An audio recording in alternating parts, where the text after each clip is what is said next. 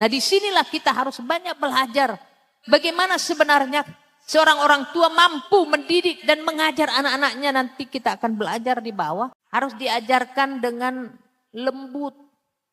Karena tegas itu bukan kasar. Ya, banyak orang parenting zaman dulu sudah berbeda dengan sekarang. Parenting zaman dulu saya memiliki, ya memang situasinya demikian, kemampuan seseorang untuk mengatasi anak-anak yang sedikit reaktif, kita main pukul. Saya dulu harus habis 2 hanger itu, mukul saya.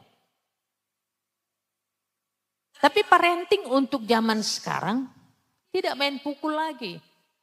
Nah, disinilah kita harus banyak belajar bagaimana sebenarnya seorang orang tua mampu mendidik dan mengajar anak-anaknya. Nanti kita akan belajar di bawah.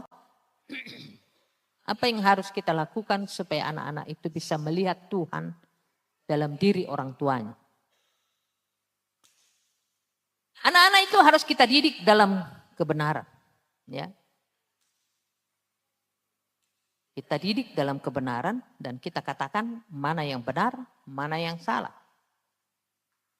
Saya dulu pernah mengajar anak-anak saya ketika kuliah di IPB. Ada di sana komunitas ibadah para mahasiswa dan pulang-pulangnya jam 12:30. Saya tegas mengajar bahwa pelayananmu tidak di sana tapi di sini. Jadi apapun itu kita harus memberikan pengajaran dan mengucapkan kata-kata supaya anak-anak itu bisa mendengarkan. Ada banyak orang tua sekarang dalam mengajar anak-anaknya setengah-setengah.